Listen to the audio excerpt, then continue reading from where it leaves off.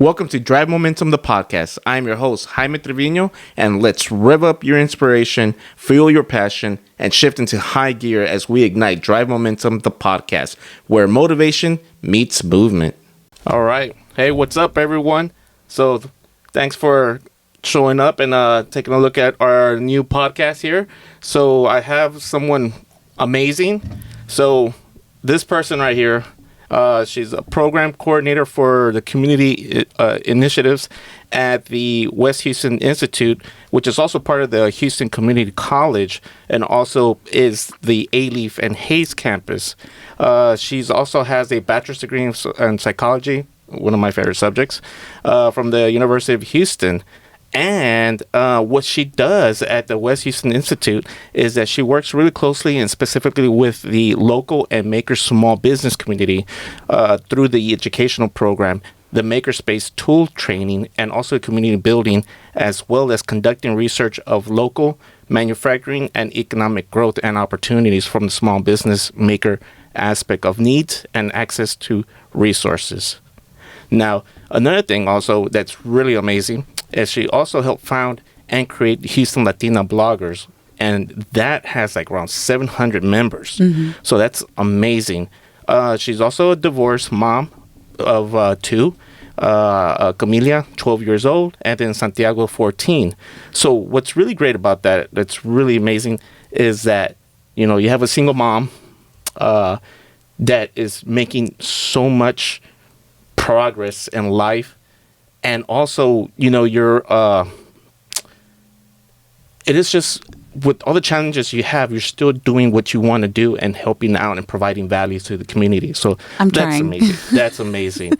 So also, she also is the host of her own podcast, which just includes the 51st Dates of Houston, 51st Dates Houston and Taking Back Power, that's a really good podcast as well. So they're both amazing. So this is Connie Leon. Hey. Hi. I'm like, you didn't have to read all that. No, it's important. It's important. So before we get started, I just want to say, you know, I really appreciate you coming to the podcast and speaking to me. And also, you inspired me. Thank you. It was you that made me feel like I can do this myself.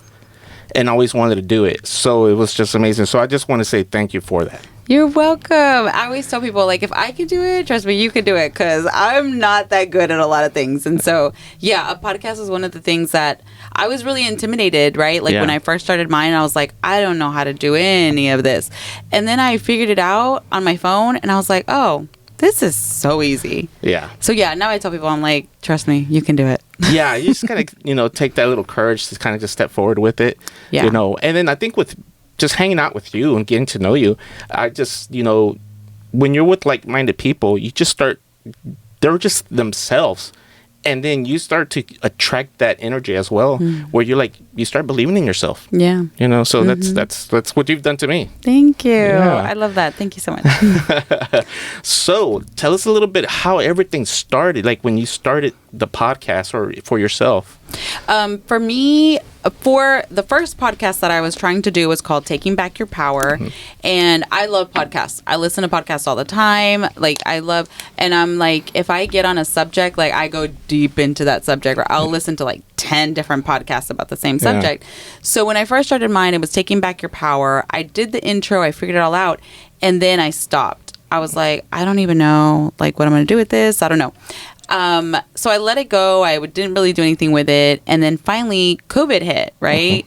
I mean, not in a good way, right? But COVID hit and I had so much extra time on my hands. I was like, what if I figure this out again, right?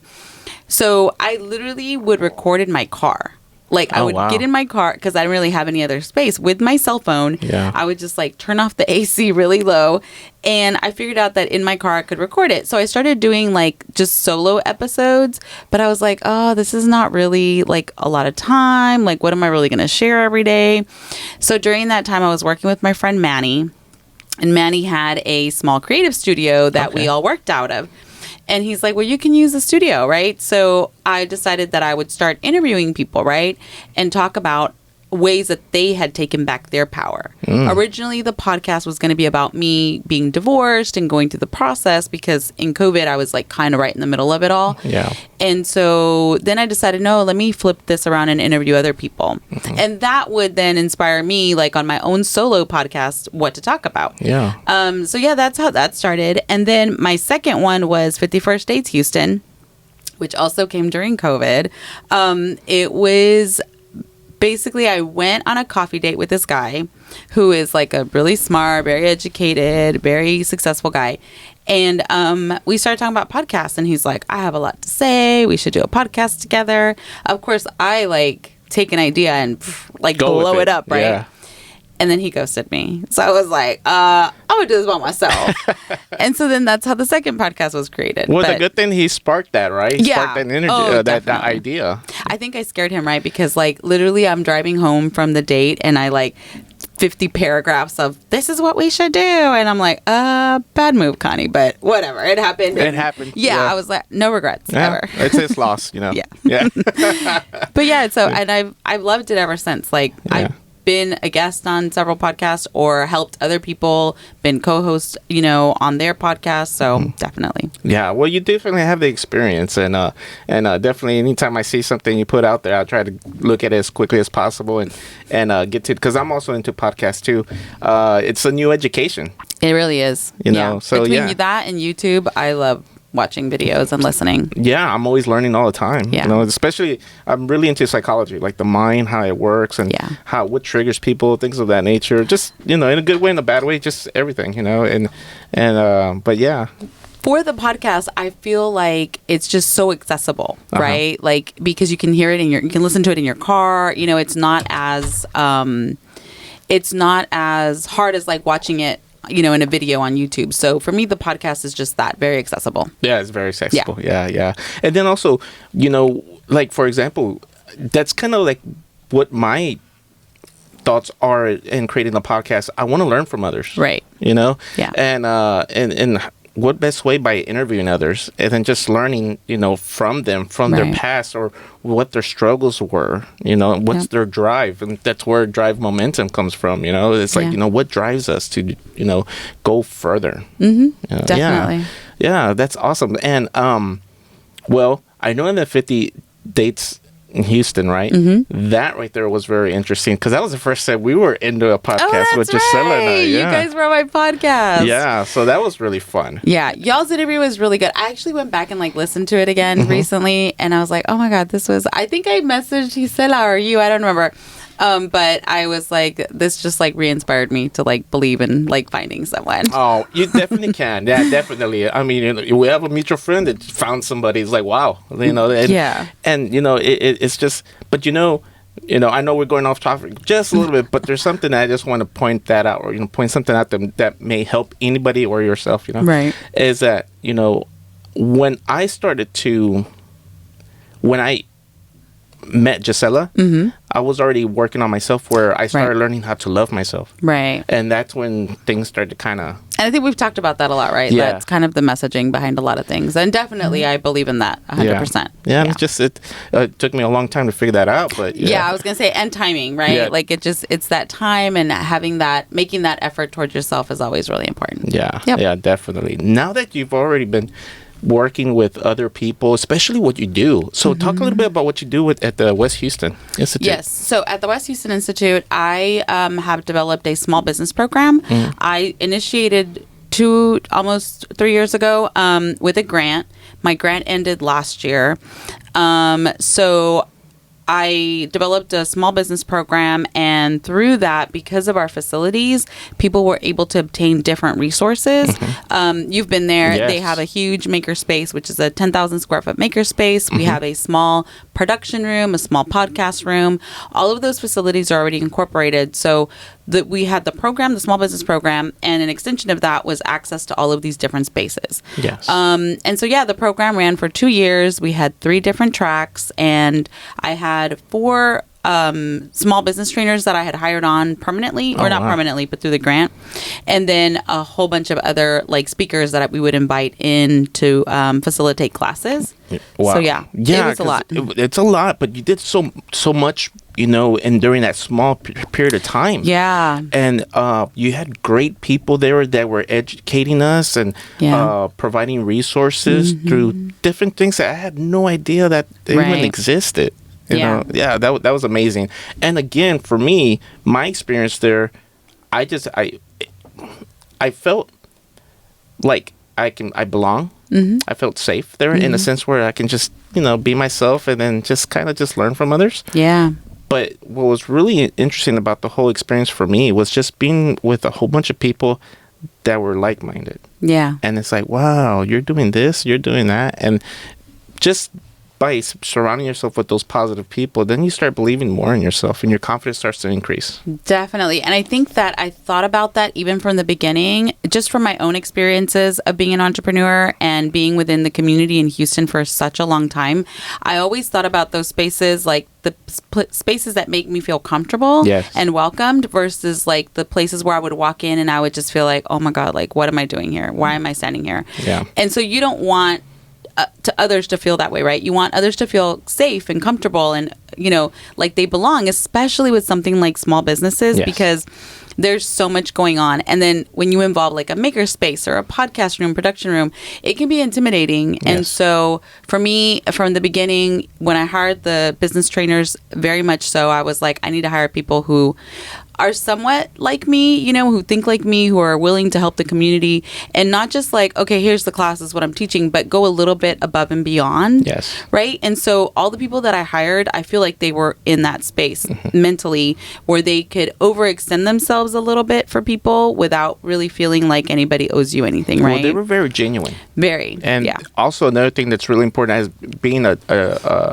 teacher myself, connecting is more important than anything. It's kind of like John C. Maxwell.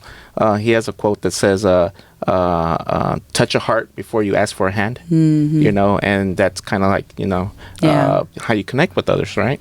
And that's what I felt there as well. It was really positive connection there. I think for me, it's like I'm a very big empath. And so that like means if you don't make me feel like good, then I'm just like, I don't want to do this anymore. So there's definitely that connection thing for me in every level of everything that I do. Yeah. Yeah. Well, it makes a lot of sense. Same here. I'm a empath as well. Yeah. And I think we just get there when we just go through a lot of tribulations and challenges, right? And then, but we're still trying to make the world a better place for others. Yeah. Right? Yeah. And I think that's what we're doing here now as well. Yeah, right? I hope so. Yeah, no, definitely. I'm sure you did for me. Yeah. So, but now that you've gained this confidence and you're gaining more and you're becoming more connected with so many different people from so many different industries. And I'm really excited about the ebook you have. Yes. So talk a little bit about that.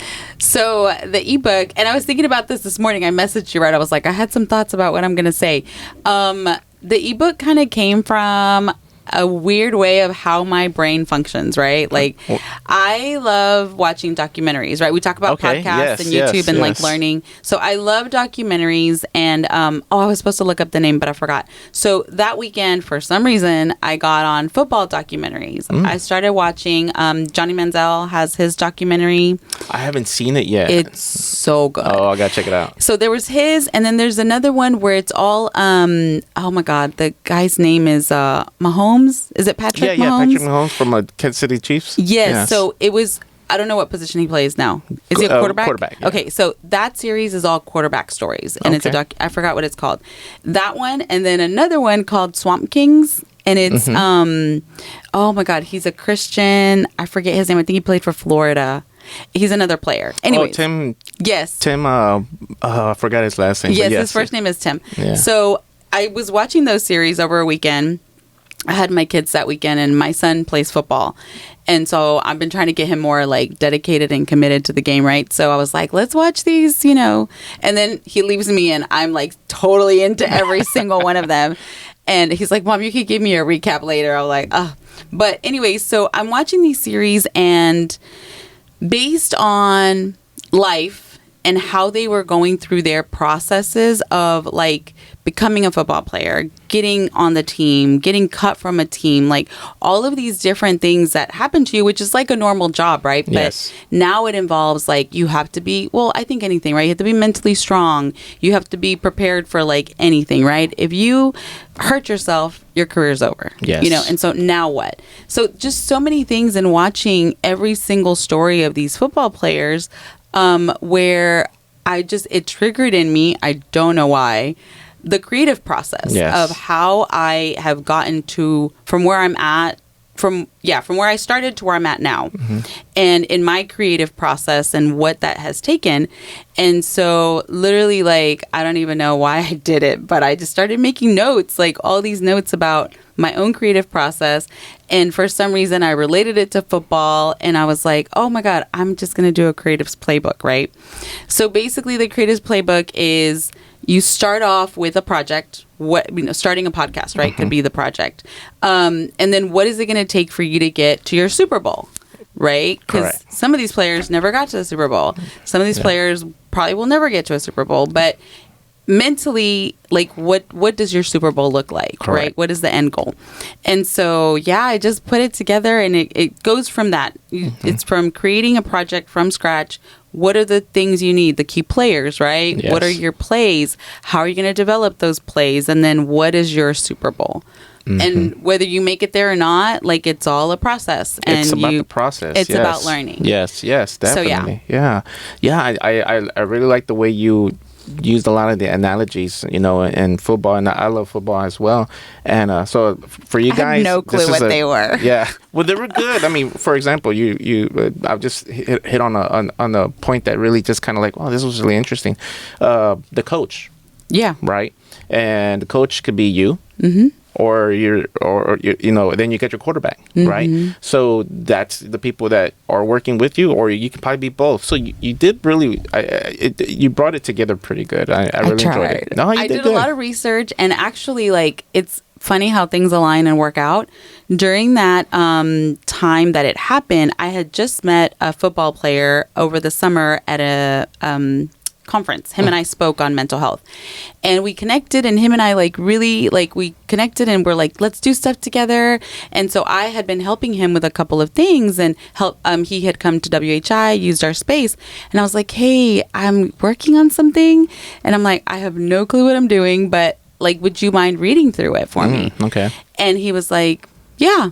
And so he looked at it, he's like, how did you do this? He's like, I'm like, I know nothing about football, but I know everything about being an entrepreneur, being a creative. Yeah. And he's like, this is crazy how your brain correlated this. I was like, I don't know. Don't talk to me about it. Well, this is really good. This is what I loved about you. I love quotes, because quotes help me kind of navigate through things sometimes, and or when I'm not understanding something, right?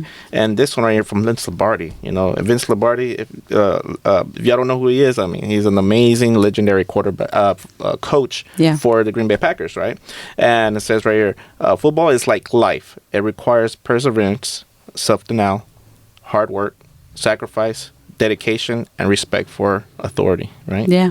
And that right there is just, it is a lot of work. It's all encompassing, right? Of like, whether you're doing a job or you're just living your life, I feel like all the same kind of rules apply for me. Yeah. And for me, one of the struggles that I had at the beginning trying to start a business was the mindset. In the sense of going from an employee to entrepreneur. Yeah. And that right there, that I'm still a little bit struggling with that a little bit, but it's not as much as it was back then.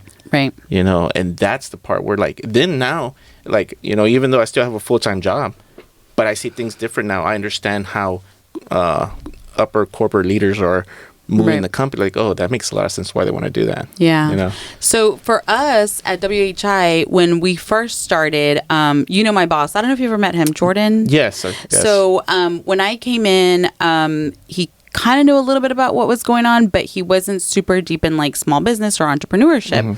And especially, he's a creative, so he kind of knew that side, but the business side wasn't really there. And so when I came in and I started looking at what they had already kind of set up, I was like, this is so different. Like, if you're a creative and a small business owner, your mindset is not in the same place as most entrepreneurs. Correct. So it's very niche, and you really have to, your mindset really has to flip.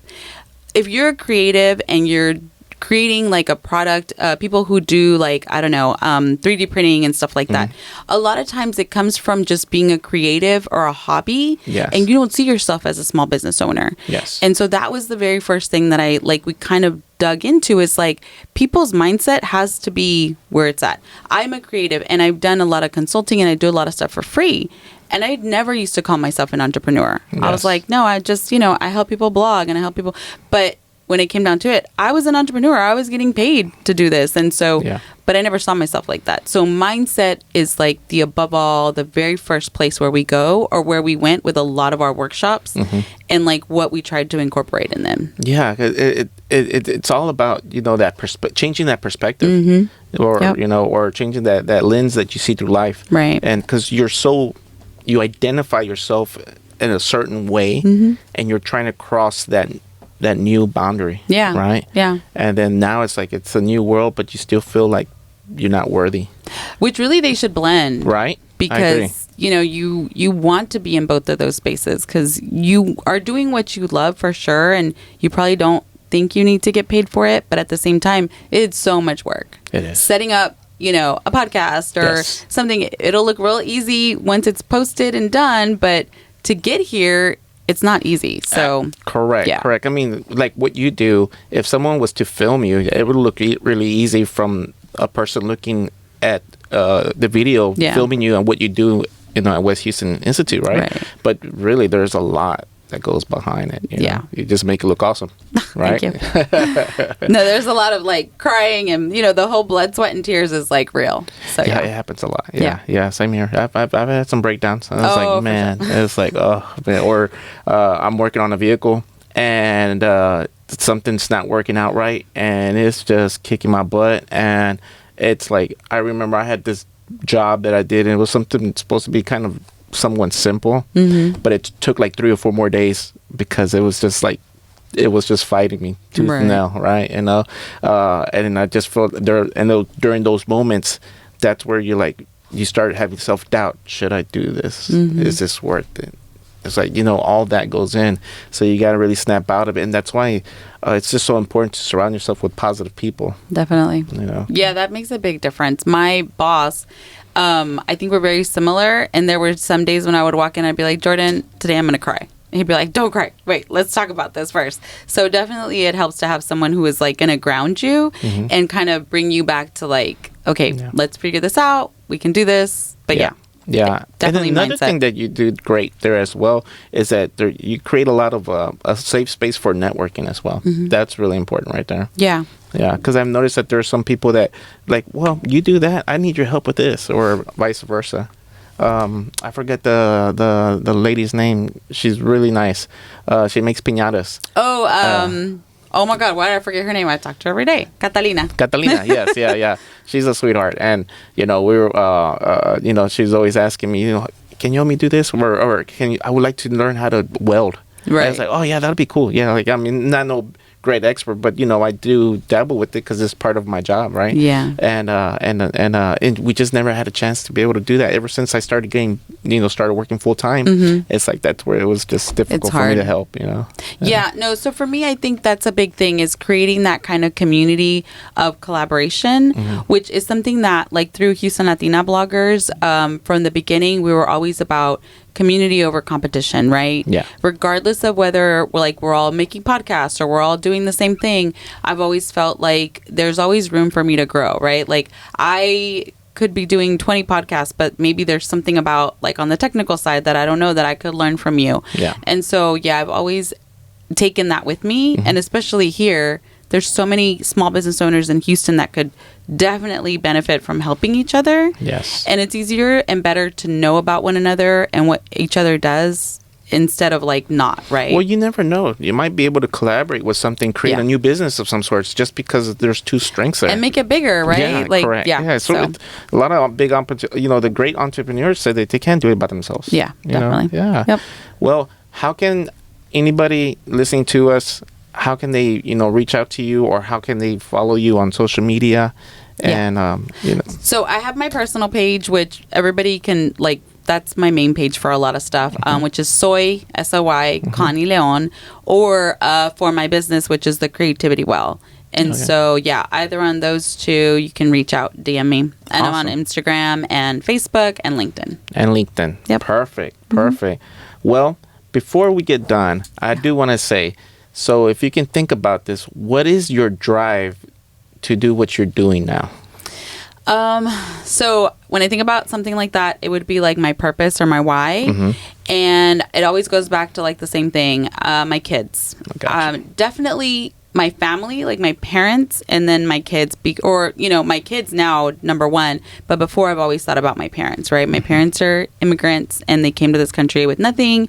And so for me to not take advantage of opportunities, I feel like it would do them a big disservice.